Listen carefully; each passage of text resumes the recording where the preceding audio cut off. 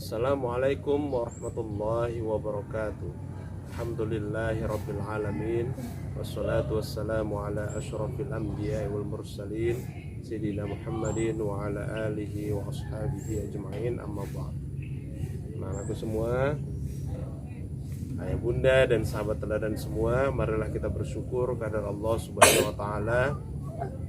Di pagi hari ini Allah masih memberikan kita nikmat, kesehatan dan kesempatan untuk kembali hadir dalam channel ini, Kisah Teladan Islami, ya. Salawat dan salam kita hadirkan pada Rasulullah sallallahu alaihi wasallam. Allahumma sholli wa sallim wa barik alaihi. Apa kabar semuanya? Alhamdulillah, ya.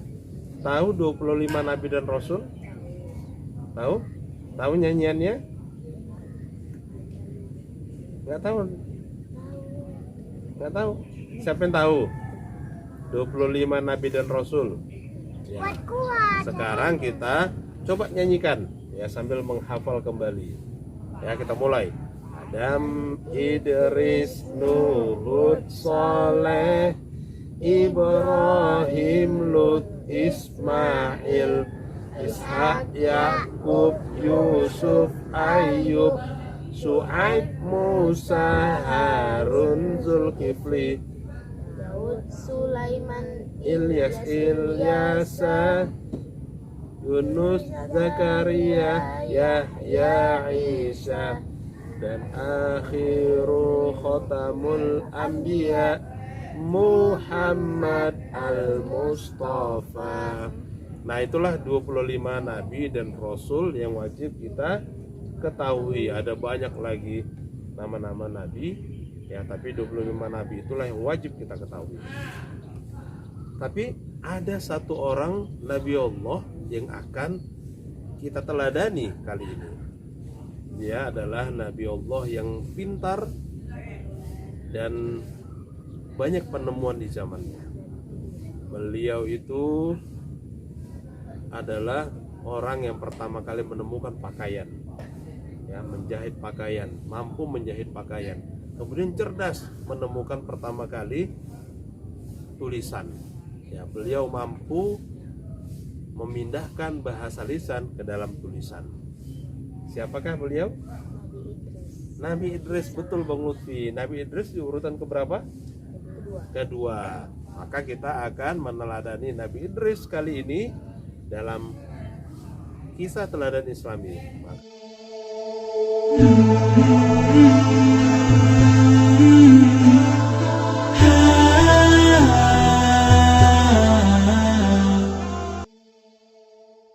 Halo semuanya. Ya, alhamdulillah kali ini kita akan meneladani Nabi Idris. Nomor keberapa? Nomor 2. Urutan yang kedua, Nabi dan Rasul Allah yang wajib kita ketahui. Nabi Idris alaihissalam. Tahu tidak bahwasanya Nabi Idris itu, ya, nama Idris adalah nama yang disematkan oleh kakeknya. Nama asli Nabi Idris sebenarnya bukan Idris, tapi Khonuk. Ya, Khonuk ini rajin belajar. Setiap hari dia belajar dengan Abi Syid, kakeknya. Karena ketekunanannya belajar, ya, dan keinginan yang kuat dalam menuntut ilmu, maka Nabi Syid, ya, memberi gelarnya Idris. Berasal dari bahasa Arab darosa yadrusu. Orang yang suka belajar, ya. Jadi Idris itu berasal dari bahasa Arab darosa, ya. Ada kata mudar risun, kemudian madaro satun, ya. Nah, Khonuk kecil itu rajin belajar, ya, tekun sekali belajar. Makanya kemudian Nabi Idris terkenal dengan nabi yang pintar. Pada masa itu belum banyak orang yang berilmu. Sekolah-sekolah belum ada seperti sekarang. Nah, sekarang kita mau sekolah dimanapun bisa, ya, mau belajar dimanapun bisa. Kalau dulu tidak, dulu yang mengajarkan ilmu itu adalah keluarganya, ayahnya atau kakeknya. Nah, Nabi Idris diajarkan oleh kakeknya, itu Nabi Syed. Nabi Syed itu keturunan langsung dari Nabi Adam alaihissalam. Nah, kalau kita runutkan, keturunannya itu adalah dari orang tuanya bernama Yarid bin Mahlail bin Qainan bin Anusi bin Syed bin Adam alaihissalam. Ya, itu masih dekat silsilahnya dengan Nabi Adam alaihissalam. Nah, apa nak? Mataharinya udah mau terbit ya. Kakeknya itu dekat sekali sama Nabi Adam. Iya, ya, dekat sekali dengan Nabi Adam. Nah, walaupun masa itu belum banyak sekolah, ya, nah, kita belajar dengan keluarga kita sendiri. Tapi Nabi Idris bersyukur, ya, dengan belajar seperti itu mampu menguasai berbagai bidang ilmu. Ilmu apa aja? Ilmu bahasa, kemudian ilmu hisab, perhitungan, ya. Nabi Idris pandai berhitung. Kemudian ilmu alam, dan termasuklah di dalamnya ilmu perbintangan atau disebut dengan ilmu astronomi atau ilmu falak. Kegigihan Idris dalam belajar, ya, nantinya membuat Nabi Syed memilihnya sebagai pemimpin untuk menggantikan dirinya. Nah, meskipun kehidupan di bumi masih sederhana saat itu, ya, belum ada gedung-gedung, ya, belum ada handphone, belum ada TV, ya. Tapi saat itu manusia telah berbicara dalam 72 bahasa. Keren kan? Nah, sekarang di dunia ada berapa bahasa? Banyak, ada ratusan bahasa, ya. Nah, tapi pada masa itu sudah ada 72 bahasa yang bisa dikomunikasikan oleh manusia. Nah, kemampuan berbahasa sudah sepatutnya diikuti dengan kemampuan menulis. Ya, bayangkan kalau misalnya kita disuruh mengingat terus, ya, kemampuan daya ingat manusia ini ada batasnya. Makanya sering, ya, ilmu itu ditransfer ke dalam tulisan, dituliskan. Makanya ada buku, ya. Nah, kemudian akhirnya inilah yang menjadi, ya, motivasi Nabi Idris. Nah, Nabi Idris yang cerdas mampu memindahkan bahasa yang diucapkan ke dalam bentuk tulisan. Itu Nabi Idris lah yang pertama yang membuat tulisan. Beliau dianggap sebagai penemu alat tulis. Pada saat itu Nabi Idris menuliskan setiap wahyu yang diterimanya di atas permukaan lempengan batu. Ya. Apalagi ada satu hal yang paling penting, ya, terkait dengan ilmu astronomi. Nah, Maher tahu nggak astronot pertama yang menginjakkan kakinya di bulan? Dari mana? Astronotnya berasal dari Amerika, bernama Neil Armstrong. Nah, kalau ditanya, ya, apakah ilmu astronomi itu baru? Jawabnya tidak. Ilmu astronomi itu sudah ada di zaman Nabi Idris. Bahkan Nabi Idris lah yang menemukan ilmu astronomi. Pada saat malam hari orang tertidur lelap, Nabi Idris terbangun. Malah Nabi Idris belum bisa tertidur. Dia memandangi langit, ya, bintang-bintang, dan mengamatinya dengan alat sederhana yang beliau temukan. Jadi Nabi Idris sudah menemukan sebuah alat sederhana. Kalau kita namakan saat ini namanya apa? Teleskop, ya kan? Nah, dengan alat sederhana seperti itu Nabi Idris mengamati bintang, diamati, ya, bintang-bintang, langit, keren kan? Nah, di zaman yang masih sederhana itu Nabi Idris berhasil menemukan satu alat untuk mengamati bintang. Ya. Dengan cara seperti itu menambah rasa syukur Nabi Idris, merasa kecil di hadapan Allah. Ya, apa yang bisa kita sombongkan? Walaupun beliau pintar masa itu, ya, beliau menjadi semakin bersyukur, ya, karena ternyata ciptaan Allah jauh lebih banyak, jauh lebih besar dibandingkan dirinya yang kecil. Dengan melihat ciptaan Allah di malam hari itu, ya, jutaan bintang-bintang, ya diri kita merasa kecil, nggak ada apa-apanya. Walaupun kita adalah orang kaya di bumi, ya, tapi kita tidak ada apa-apanya di hadapan Allah. Karena orang yang ada apa-apanya di hadapan Allah, ya, karena orang yang terbaik di sisi Allah adalah orang yang bertakwa. Inna akramakum indallahi atqakum, ya. Jadi setiap kali Nabi Idris mengamati itu di awal di teropongnya, bintang, masya Allah, kata Nabi Idris. Teropongnya lagi ada bintang yang cantik, bintang, masya Allah, gitu.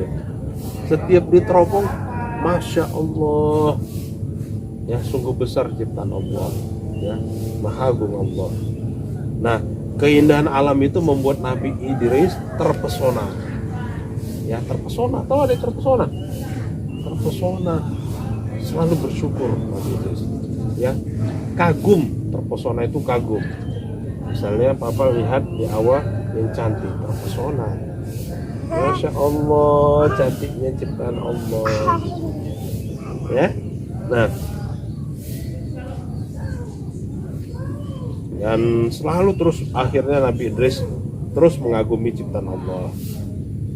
Nah, melalui apa yang diamati Nabi Idris pada saat itu, nah membuat ya Nabi Idris akhirnya mempelajari banyak hal.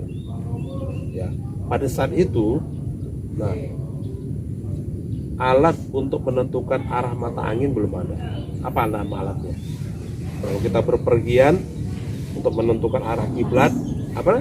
Kompas, ya. Pada saat itu kompas belum ditemukan. Nah, pertanyaannya, bagaimana orang berpergian jauh? Caranya, ya, baik itu lewat darat, ya, naik kendaraan, jalannya jauh sekali, berpuluh-puluh kilometer, atau melalui jalan, ya, ada jalan laut, ya. Bagaimana orang berpergian menentukan tujuannya, ya? Dari darat ataupun lautan, ada tahu?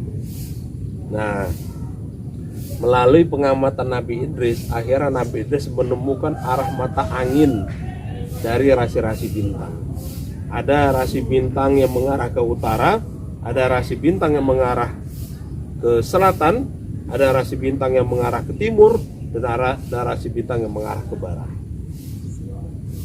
Rasi itu gugusan bintang-bintang, ya, kumpulan bintang-bintang. Ternyata Nabi Idris menemukan di sebelah sini bentuk gugusan bintang-bintangnya berbeda, ada bentuk Scorpio, kalajengking, ya, ada bentuk yang lain lagi. Ya, coba kita lihat, ya. Nah, contohnya ada rasi bintang Orion. Nah, rasi bintang Orion ini penunjuk arah barat. Sana matahari terbit, timur, sana barat.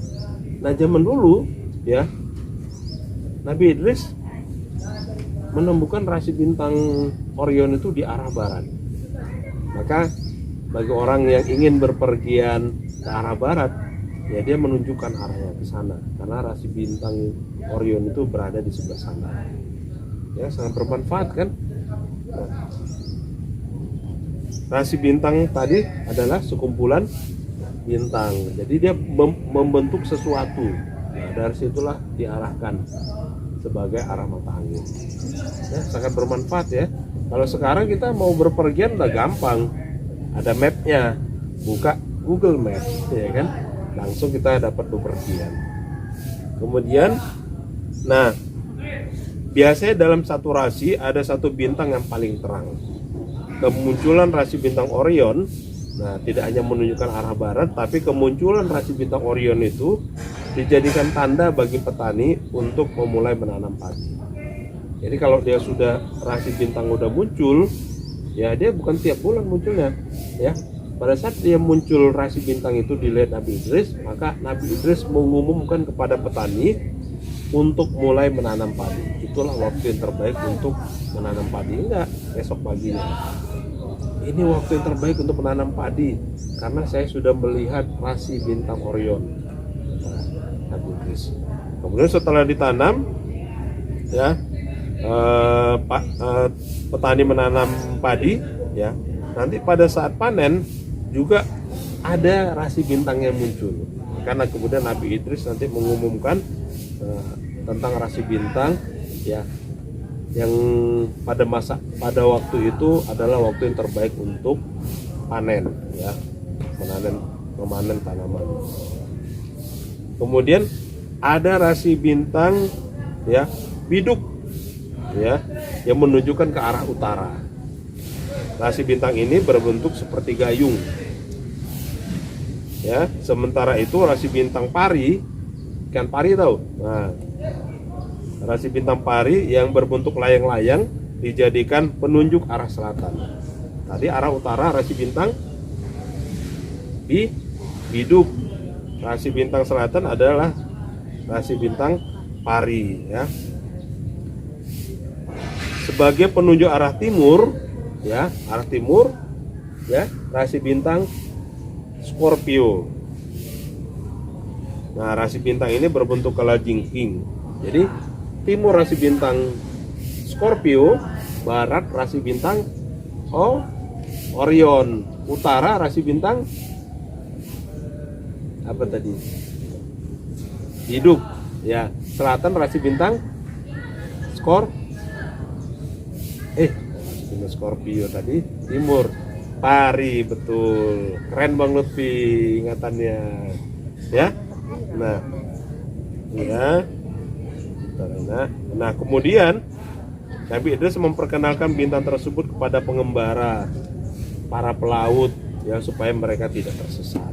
Ya, karena Nabi Idris, ya, bisa menemukan, ya, rasi-rasi bintang untuk memulai tanam, ya. Orang-orang yang mau melakukan perjalanan jauh, ya, akhirnya yang bepergian tidak tersesat. Nabi Idris, ya, juga memanfaatkan rasi bintang untuk memperkirakan musim. Nah, rasi bintang Taurus dipercaya sebagai awal musim semi. Kemudian artinya, ya, cocok untuk memulai menanam tadi. Kemudian rasi bintang Virgo dipergunakan untuk penunjuk waktu panen. Jadi kalau sudah dilihat gugusan bintangnya adalah, ya, rasi bintang Taurus, ya, itu awal musim semi. Nah, tadi yang untuk apa? Memulai nanam rasi bintang apa? Nah, Orion yang ke barat, ya. Nah, pada saat untuk memulai menanam adalah rasi bintang Orion. Untuk memanen itu rasi bintang Virgo, ya. Masya Allah, Allah Maha Kuasa membekali setiap hambanya dengan ilmu pengetahuan yang tidak terbatas. Oleh sebab itulah, sebagai umat Islam, kita harus semangat menimba ilmu, ya.